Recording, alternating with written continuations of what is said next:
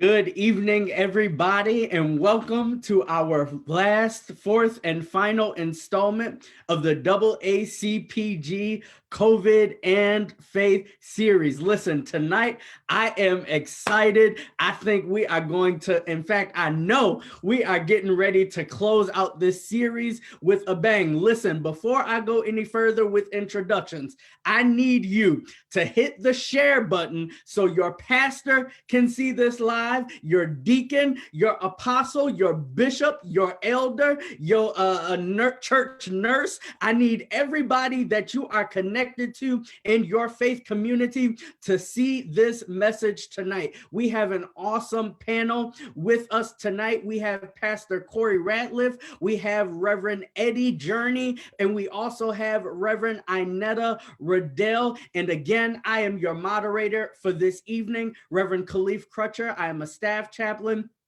at Advocate Condell Medical Center. I'm also the senior pastor of New Hope Christian Methodist Episcopal Church, 1840 Gray Avenue in the city of Evanston, where everybody is somebody and we're moving from religion to relationship. I'm also a member of the AACPG African American Community Partnership Group of Lake County, where we are working to make sure that the Black community is equitable and knowledgeable on the things that are going on in this world as it relates to health disparities. So let's go ahead with our introductions. First, we have Pastor Corey Ratliff. He is the senior co-pastor of the Sign of the Dove Church in Waukegan, Illinois. He has been singing and dancing since he came out the womb, y'all. He has performed as a soloist in several areas of music, ranging from classical to musical theater and even opera. He has extensive experience in leading in worship across cultures, conducting choirs, and coaching soloists. He has been a speaker and dance instructor at many workshops and conferences international. They be fluing him out of the country. Pastor Corey is also a choreographer and stage director and has produced several original productions for the church that encourage the body of Christ. He's also a lyricist, a composer, and a recording artist in worship with 2 CDs to his credit entitled Let Your Glory Return to This Temple and Fruit of My Lips. Pastor Corey is married and has 3 children, and he is a resident of Lake County and Waukegan, Illinois. I know we can't see you, I know we can't hear you, but won't y'all give it up for Pastor Corey? Amen. Next, we have the Reverend Eddie L. Journey. Eddie is a licensed mental health counselor who is ordained with good standing in the American Baptist Church USA and also the Progressive National Baptist Convention. Reverend Eddie has a calling to the ministry of reconciliation, which is evident in his relational work with individuals, couples, and groups. Reverend Journey is an avid student of the Black prophetic tradition and has a personal commitment to both the church and social justice. He is the owner and operator of Good Point Counseling and Consulting Services. He is a graduate of Christian Theological Seminary with high honors, okay, educated Black man, and he also has earned a Master of Divinity and a Master of Arts in Mental Health Counseling. Currently, Reverend Eddie is a PhD candidate in Pastoral Theology, Personality, and Culture at that great school, the Garrett Evangelical Theological Seminary, where his focus is where he's concentrating on both Black mental health and the Black experience. Again, I know we can't see you, I know we can't hear you, but won't you give it up for Reverend Eddie? And last but certainly not least, we have with us Reverend Inetta Riddell. She has been a board certified chaplain since 2013 and has been endorsed by the Cooperative Baptist Fellowship. She has served on a whole bunch of boards, and she has also served as on executive board of directors. Reverend Inetta has an MDiv and a Master's of Bioethics. She also has a Master's of Christian Studies emphasizing pastoral counseling. She was also ordained at the Second Baptist Church in Texas, and during her 10 years there, she completed 2 residencies of clinical pastoral education at Covenant Health System system. She has also worked as a staff chaplain at their University Medical Center for 6 years, serving on numerous boards and heading its annual community PTSD and suicide symposiums, as well as their bioethics conferences. Reverend Inetta has provided online classes for Texas Tech University and served 2 years as the senior pastor of First United Methodist Church of Sudan, Texas.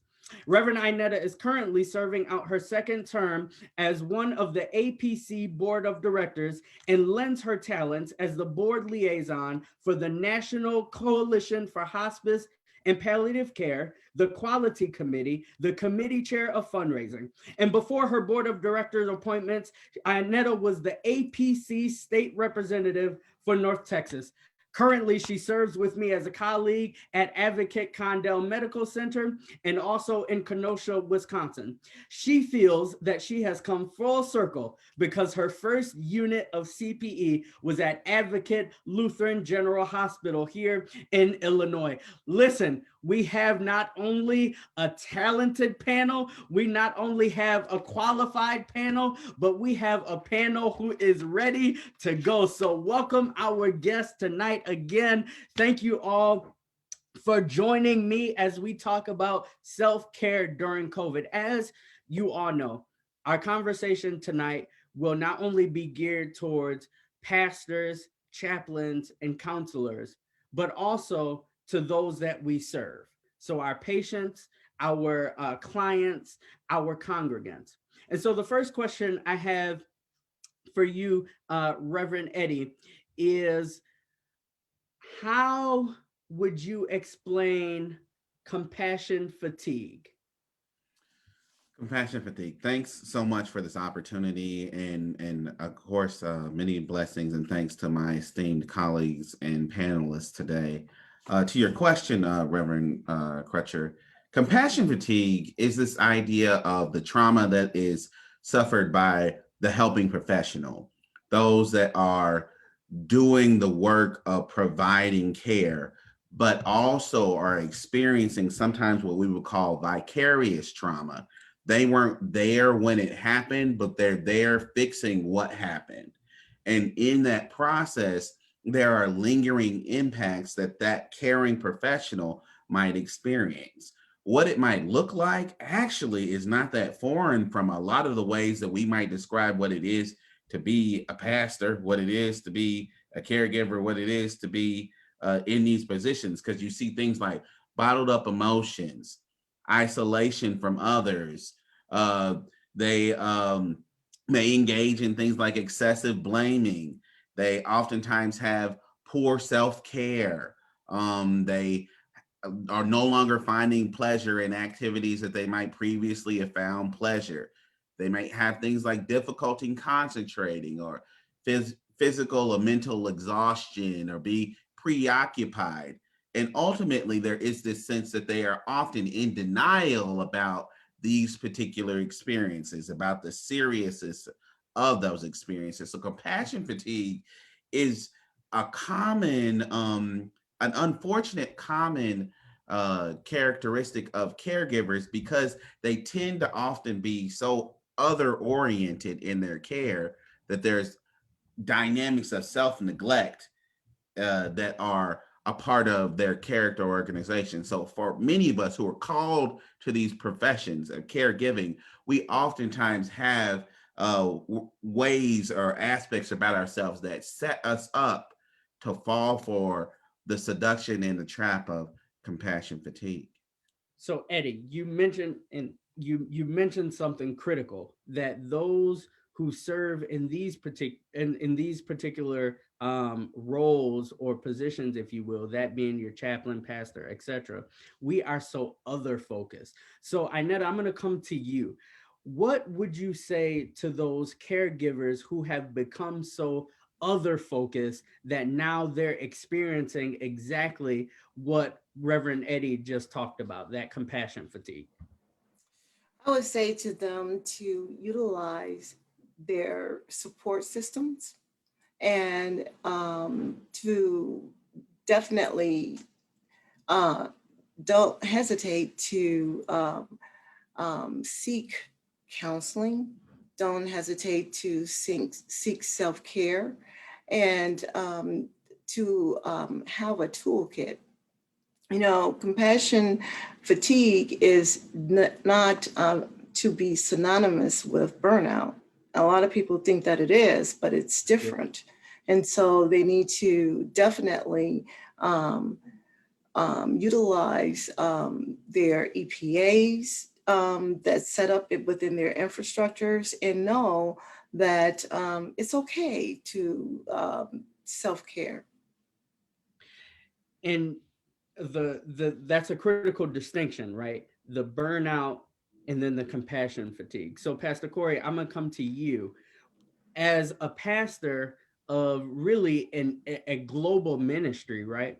How do not only you prevent yourself from being burned out, especially during a pandemic, but how can other pastors prevent themselves from experiencing burnout? Thank you so much, Reverend Khalif, and it's just a joy to be on the call with everyone. So great question. So part of what has happened during this COVID time for me is being in fellowship with other pastors. And we had the opportunity, in fact, our ministry had the opportunity to be on calls on 2 different days where we were able to connect with other pastors and actually hear what was happening on a personal level, because this season was really tough, and it was unexpected and we had no idea, how to navigate through this. So I agree. Where's your community? And that's exactly what happened is we built community so that we could really glean from one another. In one of those sessions, it was said, what are you doing to take care of yourself? Because there were a lot of us that were working overtime, just trying to meet different needs here and set up structures if we didn't have structures in place to handle all this disconnection. So we were busy setting up structures, and it was just so much planning and so much going on. And not to even mention those pastors that have young kids, such as myself. It was another added stressor in the mix. And so how do we self-care through that? We really took time to hear a different speaker that was a part of 9/11. This pastor really just gave us all the tools that he experienced during 9/11 and just what had to happen even with himself. Because you want so much to help, you want so much to be about others, that there was so much that you were neglecting for yourself. And so take time out. Take time out to be by yourself. Take time out to listen to what's going on inside, and I think that sometimes we don't do that. But much of what has happened with me personally is my personal worship time, is that I value it. That became central priority for me. That if I'm going to be helping others, I've got to make sure that I'm poured into. And I'm not saying that I'm a professional at it, but as a worshiper, this is where my safe space is. And so not only was I able to do that, but I'm a dancer. And so being an artist, that was a space for me to also be able to connect and invite God into my emotional space. You mentioned something critical, this idea of community. And I think that that's something that we have to constantly be reminded of during this time, which is why I'm not a fan of this idea of social distance, right? Because yes, while we're physically distant, that doesn't mean we need to be socially distant. And I think that we've learned that even in spaces like these, where we are on Zoom and still can connect through Facebook and other social media platforms. But Reverend Inett, I want to come to you because as a CPE supervisor in training, you know the importance of community, right?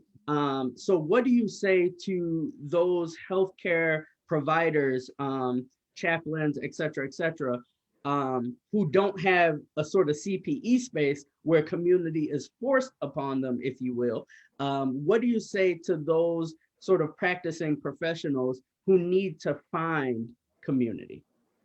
So there's various outlets, that they can seek.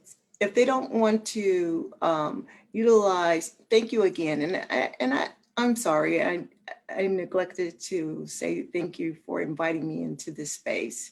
I'm very, very honored to be here, and appreciate the organization for providing this outlet for individuals. But I have to say that for each group, if they don't want to utilize the profession, there are various outlets that they could utilize. Because I've witnessed various professions who will, I'm trying to think of the proper word to say, they would get dinged, if you will, if they show a sign of weakness. And Right. so they rather not, um, they will internalize a lot instead of seeking help. So Eventbrite is a great website that has a lot of community um, um, resources for self-help groups and therapists that advertise group and individual work.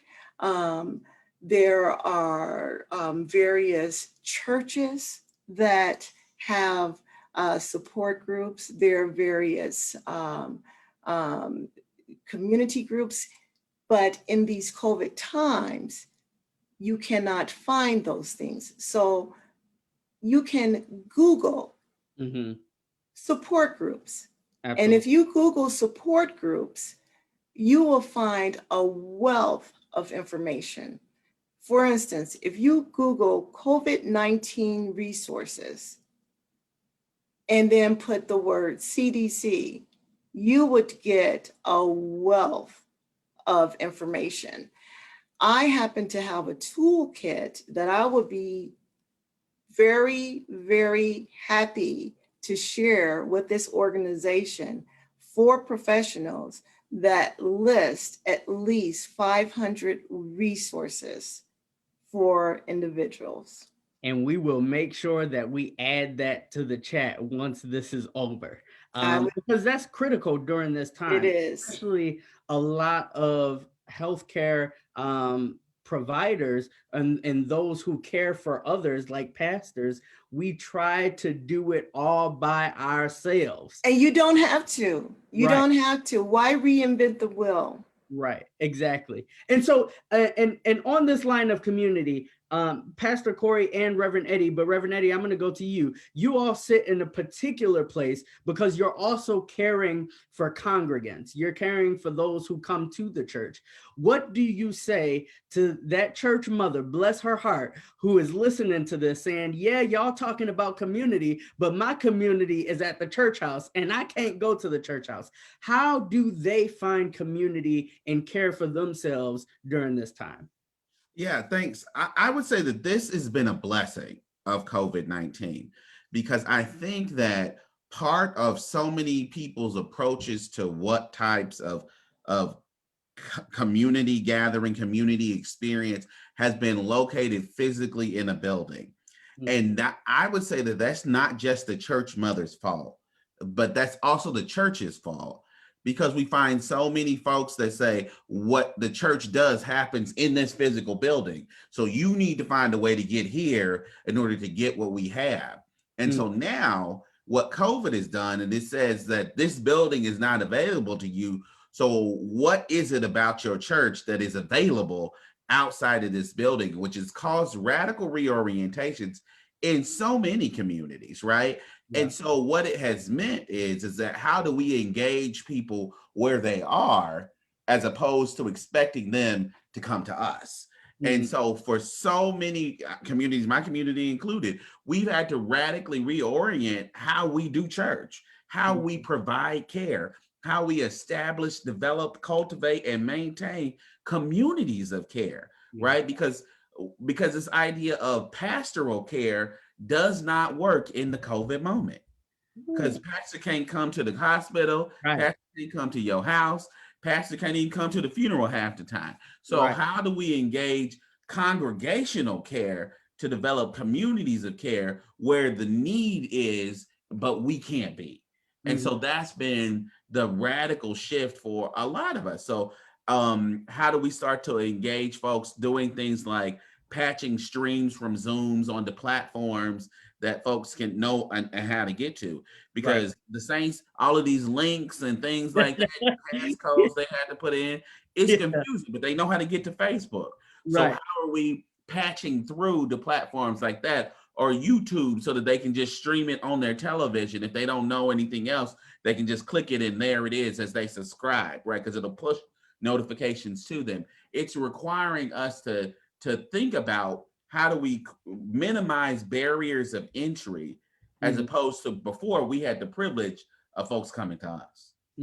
And thank you for that. Again, those of you who are watching, you're watching the Self-Care During COVID panel series, a part of the AACPG COVID series in the month of March. This is our last installment. If you have any questions, please put them in the chat and we will get those answered tonight. Again, we have Pastor Corey Radliff, Reverend Inetta Riddell, and Reverend Eddie Journey. Pastor Corey, I'm gonna come to you. How have you all been able to cultivate community and relationship and use that as a self-care tool during this time with your congregation? Yeah, thank you. This is a great question. One of the things that I wanted to even piggyback off of Reverend Eddie is that when you talked about community, community has to be redefined. And we had to redefine what community means. And so just biblically speaking, community is a level of love that God has really given us. I mean, we were created for community. That's how we were created. We weren't created to do life alone. Yeah. Okay. And so the unfortunate thing is that our church structures have relegated that the building is where we do community. Okay. And that community, unfortunately, is very surface driven as far as the depth of our relationships. So when COVID hit, it really exposed where we were with one another. It really exposed how deep our vulnerability and relationships have gone with one another. So for us as a church, we had to really let our leadership know that we need you to take ownership in loving others well. This is not just a pastor's job. Yeah. So we had to set up structure where the vision is shared amongst the leadership, and it's a vision of loving well. We had to really take time to just really talk to our leaders. Look, this is how you love well. This is how you have vulnerable spaces. We need to be able to have these spaces because the person that can't come to church, they are missing this level of love, but we need to make sure that we can go deeper in these Zoom spaces. We need to be able to go deeper on these phone calls because there's a level of connection, especially as a Christian community, there's a level of love connection that we have. So now we can't touch, we can't see, we can't be around each other. So now what do? Well, that means we have to be a little bit more vulnerable, a little bit more transparent, a little bit more trusting, and so that's a deeper level of love. And that requires a structure for that. And so, like I said, with our church, we have life groups. We have these small groups. We have small assignments where we've been able to put people with others and just let them know, hey, have you checked in on such and so? Have you checked in on this person? How's that person doing? And did they need groceries? Did they, so there were different things that needed to happen. If somebody suffered loss, can we go by their house and sing outside their apartment? We did that one time, and it was a beautiful parade, and people were so excited, and just wondering like, wow, what happened? It's like, well, this person had a loss and we decided to come near and show them love. And you mentioned something that we are doing at New Hope is we created those small teams once the pandemic hit. So now I've learned to teach those team leaders, as we call them, The Art of Pastoral Care. Marvin A. McMickle has a wonderful book, Caring Pastors, Caring People. That's the right name? Okay, good. And he talks about that idea where the congregation and the community as a whole can provide pastoral care to one another. And that really is a form of self-care. We are no longer in the time where it's just the pastor's responsibility to care for the congregation. We have to do this collectively. And I love that theological thought that that's what God has created us for, right? To be in beloved community with one another. So Khalif, Go ahead. can I say one Absolutely. thing? Absolutely. So when COVID hit here in Texas, the beautiful thing about my congregation, my former congregation, they functioned very well because, small towns, they already do community well. And they were very, very creative with how they were able to interact with one another. So they had, church started in the home in the first place, right? Right. Right. So they did the purpose-driven life, Mm-hmm. right? And so every family did the purpose-driven life. Yeah. And the pastor streamed the sermons from his home. And then when the kids had the football game, so one of the principal of the school and the coach, he went to the church. He streamed the the football game, so everybody watched the football game. All right, they could not go to the football game, but the mothers made the snacks and they dropped the snacks off. So it was just still a community thing. Mm-hmm. They still did community. They still, cooked for one another, but left the food outside. And they were still in community. And you just have to think outside of the box, but still be in community with one another. Mm-hmm. Don't let, a structure, as Pastor Corey and Eddie, mentioned earlier, stop you from being relational with one another. Just remove that structure and still do relational community with one another. Yeah, absolutely. And we see some questions in the chat. We're going to get to those in just a second. I have one more question for us. Wait, I'm sorry. Can we, before we transition to this, I think she just, Sister Riddell had such a great point about one of the things that we did particularly, and I saw it come up with a question, is because we have so many rules around rituals, right? Like baptism, communion, all of those things that are usually relegated to the sanctuary. We had to do the theological work of teaching folks when it came to communion that Jesus just used the leftovers that was at the table. Yes. Yes. And I baptized someone in their pond. Yes. Yeah. Right. So when it came to communion, everybody wanted the little cups. And what do we do when we don't get the cups? And then we started saying, what we want people to do is to take pictures of what they had left over and how they were going to use that for communion. And so folks had Cheez-Its, folks had a little piece of muffin, they had a little, and communion became more closely aligned to how Jesus had done it in the first place. Because it didn't matter what it was, it mattered what it symbolized. And they got to see Jesus in the muffin that they couldn't see when they had the cup. So And that's a critical point as well, right? Because a lot of church folk who have gone to church year after year after year get so hell-bent, excuse the pun, on not being able to do ritual the way. Listen, I'm gonna be honest, I didn't do communion for about 4 months because my Methodist self said, listen, nope, we got to do it with the crackers and the wine and all that stuff. And a mentor of mine had to redirect me. Yeah, I'm a scholar. Yeah, I'm academic. Yeah, I got my MDiv. But I had a mentor had to redirect me and reminding me that it's not about the elements that you It's use. about in remembrance. Exactly. Exactly. And so I mean, we might as well just jump into it. We done jumped into it. How do you with your churches, how do you provide Holy Communion? Because and that's a critical question. Alicia Fielder, who is also a member of AACPG and our health self-care committee. But the question is critical because again, this is a self-care tool for a lot of church folk. A lot of church folk make it through hell all month long to get to first Sunday because they need their sins washed away, and they done sinned all 29 days, and they know once they get the Holy Communion, they'll be all right.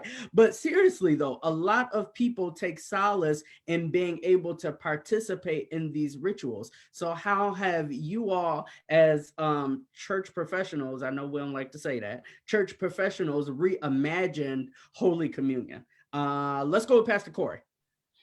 Yes, I remember when we were doing in the earlier part of the pandemic, we were inviting people just to grab some juice, grab some stuff that you have around. So Reverend Arity, I totally agree with you. You know, you take what you have and let's participate together, because ultimately it's about content and context. You know, the content is the reality of what this means and what this signifies, that God has told us to remember Christ. And so we've even gone to the point of saying, hey, why don't you take a risk? Anytime that you gather, let's come together and let's partake in a meal together and remembering the work of Christ in our lives, because ultimately that's what this is about. You know, we go through hell and we go through all this stuff. Now, when we come together as a Christian community, let's be about the main thing. And the main thing is Christ. And so we've done it that way. We've also ordered the combination pack, you know, so we have that. I've heard of other friends that have done it in the parking lot where they've been able to have a drive-by communion type service. But ultimately, everything is about context. So. Yeah. What about you, Pastor Reverend Eddie? You kind of touched on it. I'll say that's what we did. But what I loved about it was that we had everyone take pictures of what they were using. Mm-hmm. So it was almost like the absurdity of it was a sermon in itself, that yes, Jesus can be found even in this, right? And how it transformed everything as a means of grace, right? If we're talking about a Eucharistic theology, then yes, the Eucharist can be found anywhere you looked, right? That like you could see Jesus's hand in it, and as a result, then you were called to remember, no matter where you were. So we did it not only with that, but also having to radically rethink things like baptism and all this other stuff. But yes, it was the absurdity of it that really helped us to see Jesus bigger than we had seen Jesus before, because we were constrained to the elements with which we weren't familiar. Inetta, I'm going to ask you a slightly different question, because in the hospital, we haven't been giving patients communion, right? So I have. Well, Inetta has. So so how has that been? And I'm glad you said that, because we can talk about it from two perspectives. How has that been for you, giving patients communion during this time? No different than giving a patient communion in a sanctuary. Mm-hmm. You know, the elements is sacred to them. I mean, it's Christ, as Eddie and Pastor Eddie and Pastor Corey, you know, signified. You know, it's in remembrance of who Christ was and what he did for us. You know, I've served the elements at retreats. I've served the elements in my home. I've served the elements at housewarmings, at baptisms. Oh, you a pastor for real. For real, for real. Don't play with me.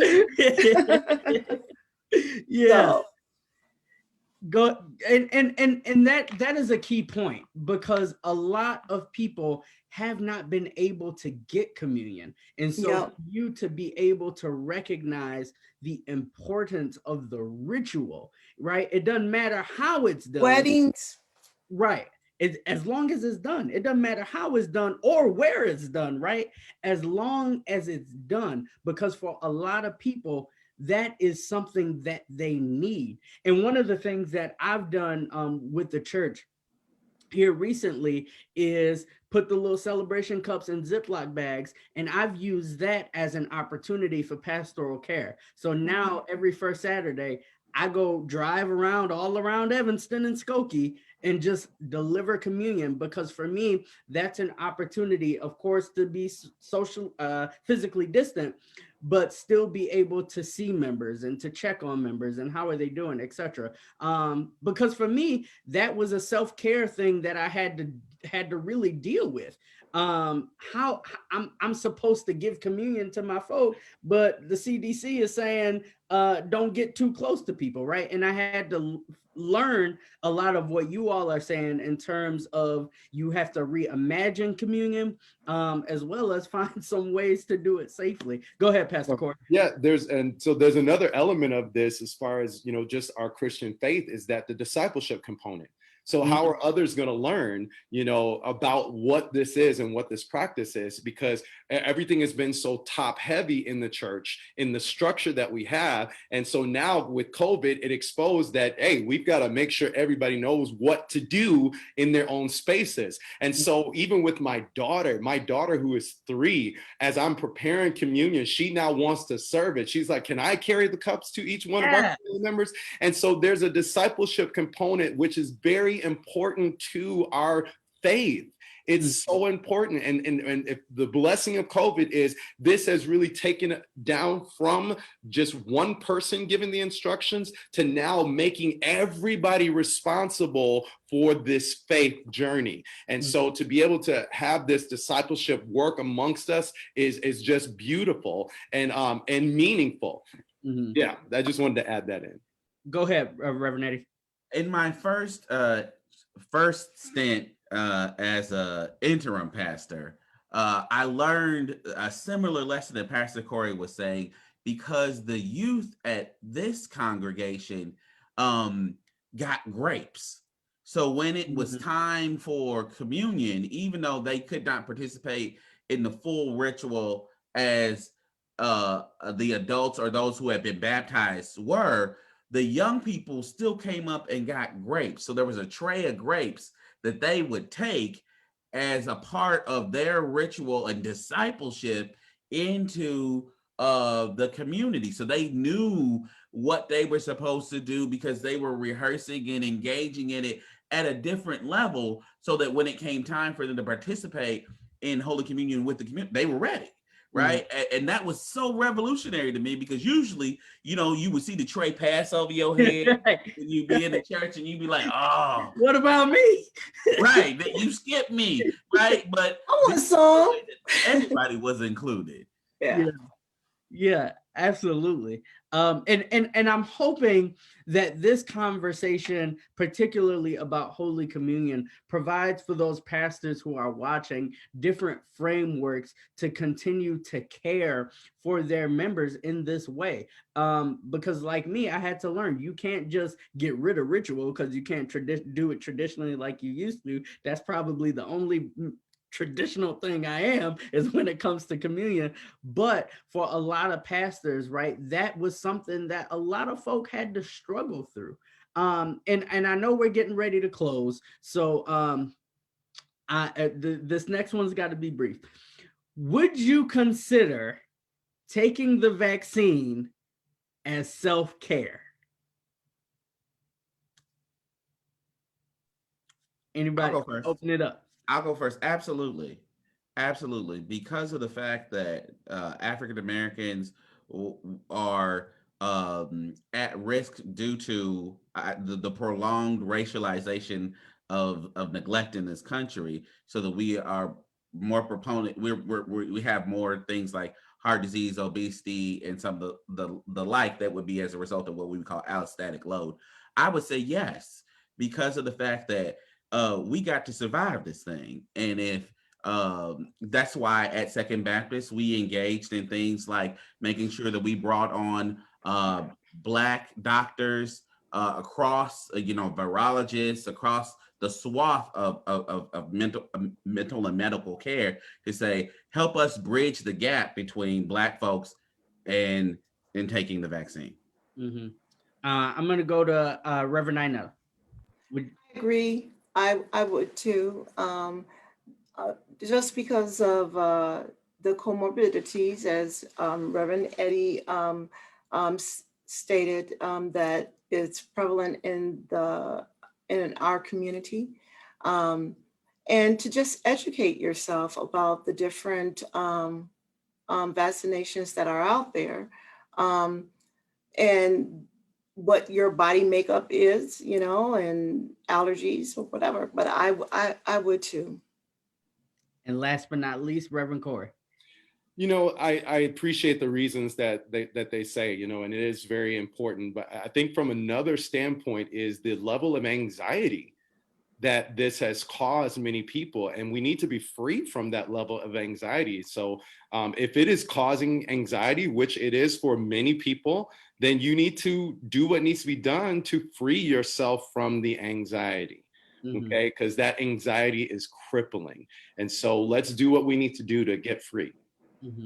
Absolutely. Well, listen, thank you all so much for joining us tonight and for closing out our COVID and Faith series as we think about self-care during COVID. Reverend Inetta, Pastor Corey, Reverend soon to be Dr. Eddie Journey, thank you so very much, because this is a conversation that we all need to be having within our particular faith communities, both pastors, chaplains, counselors, therapists, clients, patients, congregants, and the like, because we are in a time and in a season, to use my churchy language, where we need to not only care for one another, but also care for ourselves. And so we invite you, those of you who are watching, to do what you need to do to care for yourself as we navigate this pandemic. Listen, we are not post-COVID. COVID is not over. Coronavirus is not done. I understand that we are in the bridge, particularly in Illinois, between phase 4 and 5, and things are starting to open up and it's getting warmer, et cetera, et cetera. But we want you to take care of yourself, even in the midst of this. Again, thank you to the African American Community Partnership Group of Lake County for allowing us to have this platform all month long. We want to thank all of those who joined us, particularly Chaplain Tammy James, who is actually watching us today and put her comment in the Facebook chat. Thank you all so much for participating. Again, I want to thank our dynamic producers who have been behind the scenes every Thursday at 6 p.m. in the month of March. We want to thank Janelle, I almost said sister. We want to thank Janelle White. We also want to thank Jennifer Cordova, and we want to thank Pastor Corey Ratliff, who is in front of the screen this week. Listen, I am extremely proud of the work that all of our panelists have done, especially the work that they did being a part of this panel and really educating those within the Black and Brown community. And listen, I want you all to share this milestone. And this milestone is that every single week, we've had at least 3 to 4 preachers on our panel, and we have all finished before our 45-minute mark. Listen, you all have a great day. Continue to share this broadcast so those that you are in community with can be blessed. Have a great evening, everybody, and please be well.